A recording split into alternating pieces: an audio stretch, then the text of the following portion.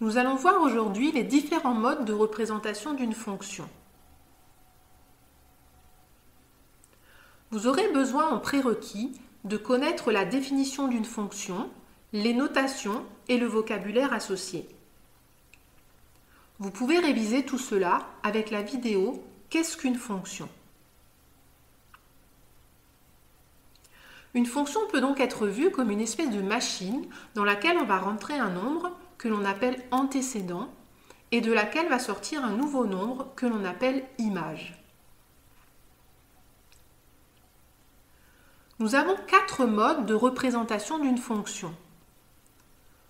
Le programme de calcul, l'expression algébrique, le tableau de valeurs et la représentation graphique.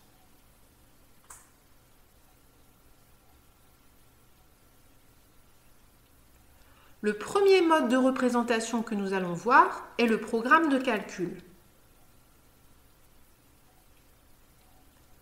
Prenons par exemple le programme de calcul suivant. Choisir un nombre, calculer son carré, soustraire 4. Ce programme de calcul définit bien une fonction.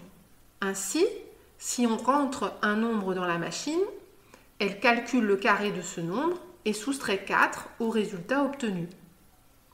On obtient alors un nouveau nombre. Si on choisit par exemple le nombre 8, on calcule le carré de 8, on obtient 64. On soustrait 4 à 64, on obtient 60. Ainsi, au nombre 8, cette fonction associe le nombre 60.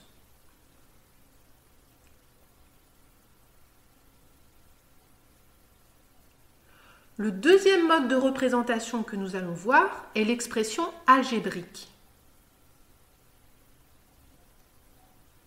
Considérons par exemple le programme de calcul précédent et la fonction associée que l'on va noter f. Suivons ce programme de calcul en choisissant x comme nombre de départ. On calcule le carré de x, on obtient x au carré. On soustrait 4, on obtient donc x au carré moins 4. Ainsi, au nombre x, la fonction f associe le nombre x au carré moins 4.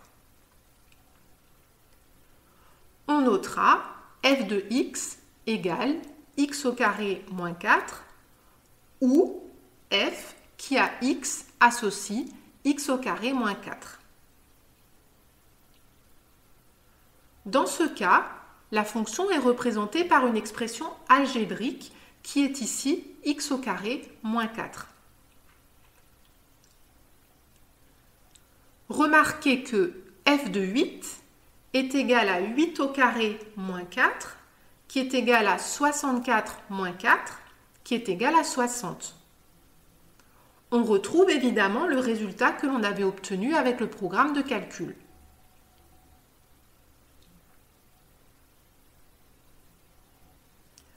Le troisième mode de représentation d'une fonction est le tableau de valeurs.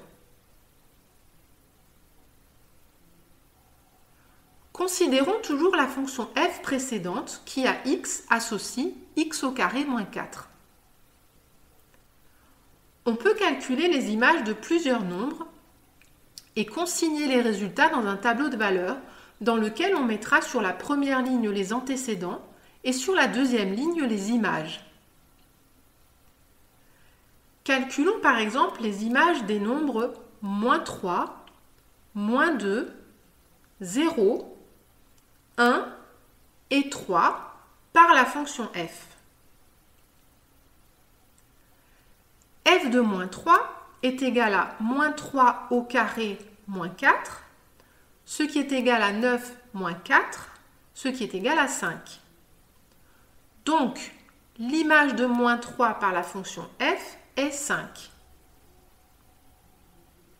f de moins 2, c'est égal à moins 2 au carré moins 4, ce qui est égal à 4 moins 4, ce qui est égal à 0. Donc, l'image de moins 2 par la fonction f est 0. f de 0 est égal à 0 au carré moins 4, ce qui est égal à 0 moins 4, ce qui est égal à moins 4. Donc, l'image de 0 par la fonction f est moins 4. On trouve de même que f de 1 est égal à moins 3 et f de 3 est égal à 5. La fonction f est représentée ici par un tableau de valeurs. Remarquez que ce tableau de valeurs ne donne que les images de quelques nombres. Il est impossible avec un tableau de valeurs de donner les images de tous les nombres par cette fonction.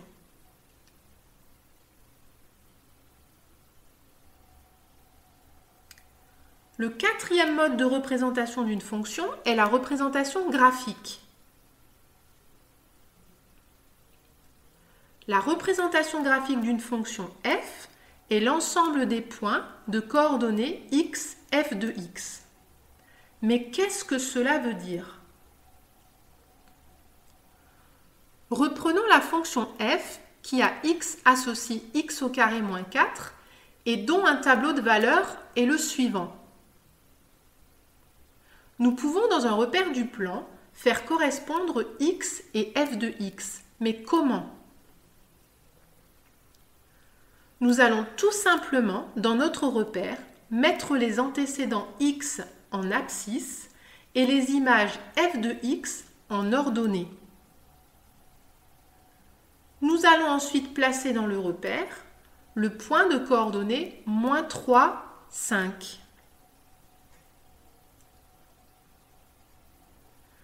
Puis le point de coordonnées moins 2, 0.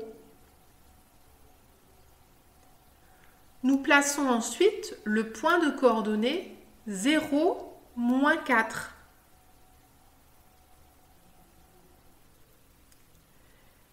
Et le point de coordonnées 1, moins 3. Et enfin, le point de coordonnées 3, 5. La courbe représentative de la fonction f passe par ces 5 points. Pour avoir une allure un petit peu plus précise de cette courbe, nous allons encore calculer les images de moins 1 et 2, ce qui nous donnera 2 points supplémentaires appartenant à cette courbe. Plus vous allez placer de points dans votre repère, plus votre représentation graphique sera précise. On trouve f de moins 1 égale moins 3. On place donc dans le repère le point de coordonnées moins 1, moins 3. f de 2 est égal à 0. On place donc dans le repère le point de coordonnées 2, 0. On relie ensuite les points par une courbe à main levée en essayant de faire la courbe la plus jolie et la plus lisse possible. Attention, elle doit passer par tous les points placés. Nous avons tracé la représentation graphique de la fonction f pour x compris entre moins 3 et 3. Il s'agit d'une parabole comme vous le verrez en classe de seconde.